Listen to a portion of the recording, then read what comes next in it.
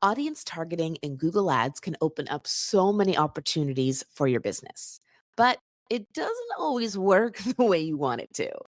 As someone who wrote the book about Google Ads audience targeting, I can be first to attest to the fact that you will encounter some major audience targeting failures on your road to audience targeting success. In fact, I was leading a 2-hour workshop last week all about audience targeting. And during the live demo, I found that a specific type of detailed demographic targeting users based on their company size, was not available in a display campaign, even though it was still available in other campaign types. Still, when things don't go according to plan, one of the best skills you can have as a Google Ads practitioner is the ability to quickly pivot. And that's what we're going to learn how to do today. We're going to make Ross proud. I'm your host, Jyll Saskin Gales. I spent 6 years working for big brands at Google, and now I work for you. This is Inside Google Ads, episode 72, Audience Failures. Our first question today comes from Lee White on YouTube, and they ask, I've created my combined segment, but Google Ads will not allow me to apply it to my YouTube campaign. Any thoughts? Well, Lee, my thoughts are combined segments are no longer compatible with video campaigns. I know, there was no big announcement anywhere. But as I was researching my book, I found out that combined segments are only compatible with search campaigns and display campaigns now. No video, no demand gen, no performance max audience signals, nothing else. A combined segment, by the way, is the type of audience targeting in Google Ads where you can layer or stack different audiences together. I dove into this in episode 24 of this podcast from July 11th, 2024, in case you want to learn more about that. But since combined segments are no longer an option in most campaign types, what can you do? Your best bet is probably a custom segment. And since you're using a video campaign, it's actually going to be called a custom interest and a custom search terms. What the heck does that mean? Well, a custom segment or custom interest is a way you can create your own audience segment using Google's data in a unique way. You can tell Google that you want to target users based on their interests, based on things they've recently searched for, based on the kinds of websites they visit, or the kind of apps they use. Custom segments are compatible with display campaigns and demand gen campaigns. But if you're in a video campaign or a performance max audience signal, you're going to see something called a custom interest instead. A custom interest is like a custom segment. It has 3 of the 4 capabilities. With a custom interest, you can create an audience segment based on people's interests, the types of websites they visit, or the types of apps they use. If you're in a video campaign and you want to target people based on the kinds of things they search for on Google, that will be called a custom search terms. And as of when I'm recording this episode, a custom search term is only a thing in a video campaign, nowhere else. An important thing to note about custom search terms or a custom segment based on search terms is that it only works as intended on Google-owned properties, websites or apps that Google owns. So think YouTube, Maps, Discover, it'll work well there. But if you're running on the display network or on video partners, then a custom search term or a custom segment based on search terms will be treated like interests, not search terms. I don't know why Google thought this was a good idea, but that's the way it works. Just keep that in mind if you're in a display campaign, a demand gen campaign with display enabled, or a video campaign with video partners enabled, then you shouldn't rely on custom search terms or a custom segment based on search terms. Another workaround to use a combined segment for video is to run a display campaign and then add video creative to it. I'm generally not a fan of the display network. My Search Engine Land article from yesterday goes into detail about that and why I don't like it so much, but that is an option for you to run video ads to a combined segment. And in fact, in 2025, it's the only way to do so. Don't worry, this episode is not going to be all about my book, but if you have not yet grabbed Inside Google Ads, everything you need to know about audience targeting, it is available on Amazon, Kobo, Indigo Online, and Google Play Books. So be sure to grab a copy if you want to master audience targeting.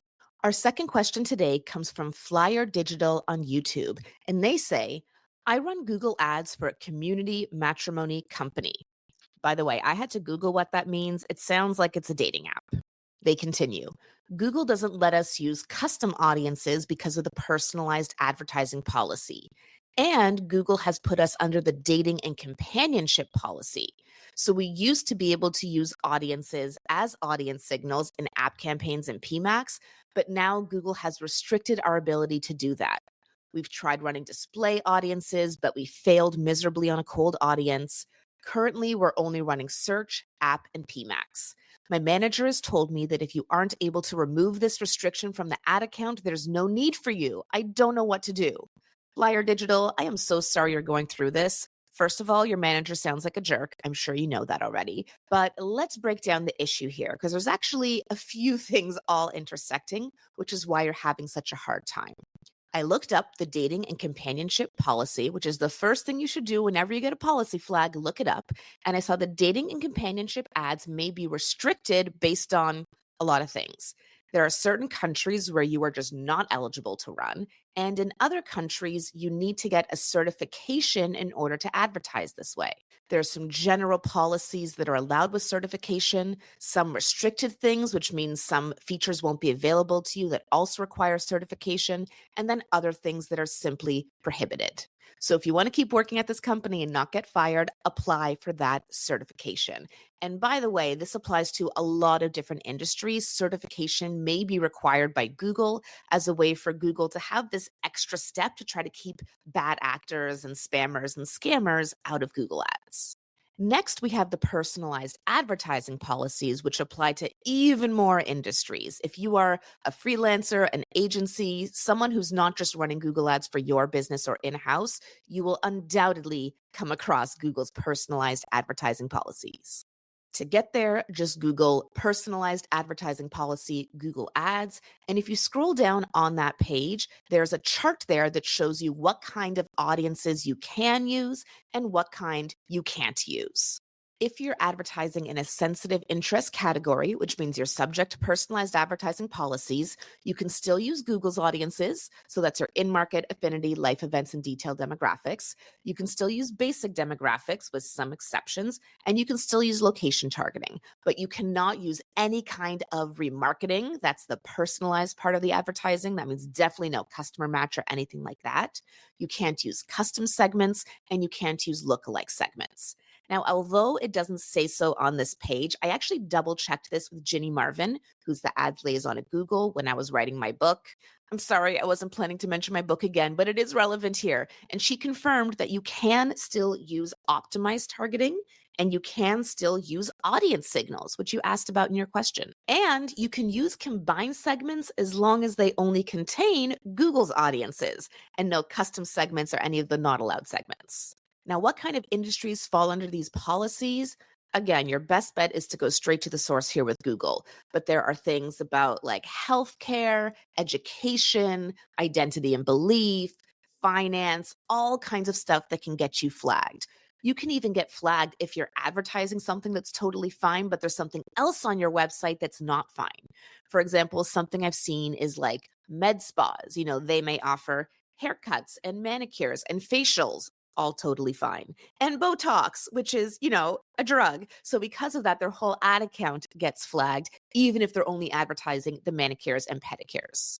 So something to keep in mind if your account does get flagged, it could be because of stuff in your ads, but it could also have nothing to do with your ads and just have to do with your website. Coming back to Flyer Digital's question, what should they do with all these restrictions? After getting certified under dating and companionship, you can still use all of Google's data, and that's really powerful. You can layer these onto your search campaign, or you can include these in audience signals for app and PMAX. If you want to try reaching out to cold audiences, I recommend trying that in demand gen instead of a display campaign because the audience quality in demand gen tends to be a lot higher. But the most important thing you can do, especially in a restricted account like this, is spend most of your time focused on creative. Because there are so many targeting restrictions, you're going to want to ensure that you have really strong text, image, and video creative that really appeals to your target audience and really doesn't appeal to your not target audience. That is how you're going to supersede all these policy issues and all these targeting limitations to drive exceptional results for the business you're supporting. And if you're not quite sure how to create exceptional text, image, and video assets, it's one of the many topics we cover in my course, Inside Google Ads. When you join, you get instant access to more than 100 in platform tutorials with me, plus guest experts like Amy Hebden, the top expert in the world on responsive search ads, and Corey Henke, the top expert in the world on YouTube ads. You can learn more about Inside Google Ads and join today at learn.jyll.ca. That's JYLL.ca, or follow the link in the episode description.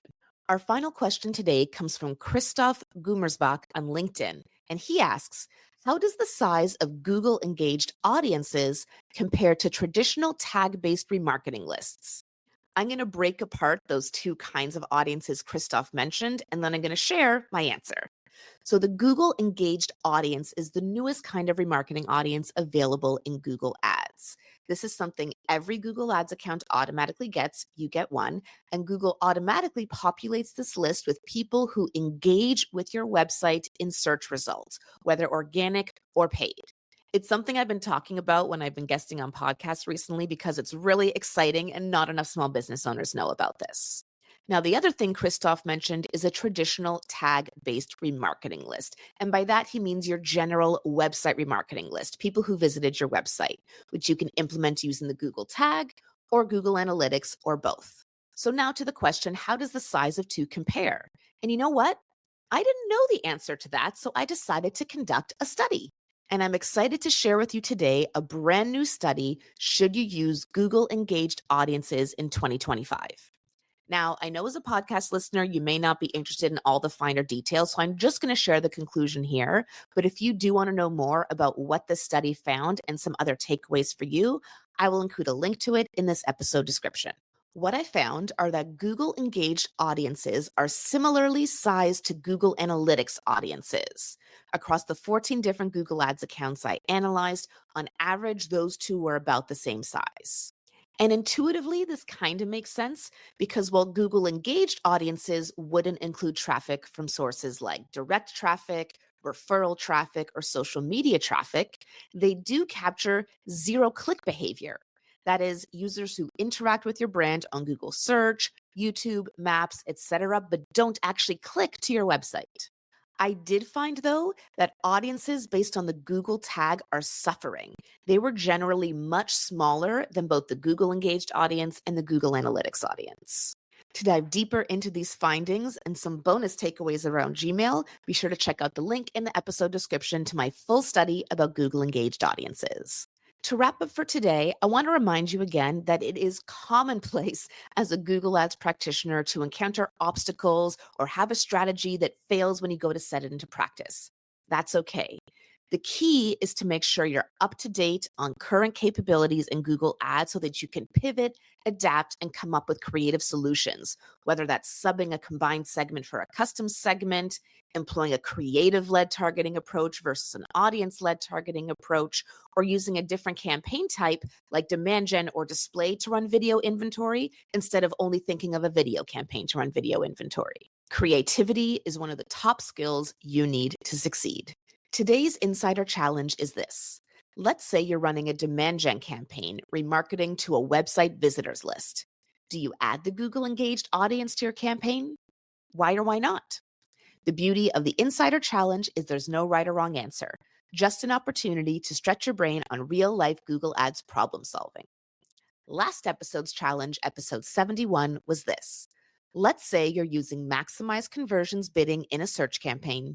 Things are going well, no appetite to grow. You just want to keep things steady. Your campaign averages about 20 conversions a month, and it's been doing so for 6 months. Do you set a target CPA? Why or why not? My general rule of thumb in Google Ads is if it ain't broke, don't fix it. So that would mean don't touch a thing, just stick with max conversions. But in this scenario, even though we're not getting 30 conversions in 30 days, we're just a little below that with 20 conversions in 30 days. And we've been doing that consistently for 6 months. So we are driving consistent results. Because of that, I probably would set a target CPA. And if my CPA has been relatively consistent for the last 2 to 3 months, I would set it at my actual CPA. The reason I want to do this is because auction dynamics are always changing. Google Ads is always changing with AI overview and AI mode. Google Ads is becoming more predictable. I'm seeing so many people book Google Ads coaching calls with me to say, my ads worked really well a year or two ago and they're just not working now. Why is that happening? And it's because the fundamental nature of user behavior has changed and how the ad platform works has changed. So, with all that being said, even though things are working well for us, which is great, I would probably still want to switch to target CPA because that's going to give me more control and consistency than what maximized conversions can offer, since I'm now separating my bidding from my budget and I can adjust those as needed independently. In episode 40 of this podcast from October 31st, 2024, I shared an example of a low volume campaign that we switched to target ROAS and were able to drive sustainable results by doing so. But results initially got worse before they got better. Something to keep in mind. What about you? Would you switch to target CPA or stick with if it ain't broke, don't fix it? I'm Jyll Saskin Gales, and I'll see you next time inside Google Ads.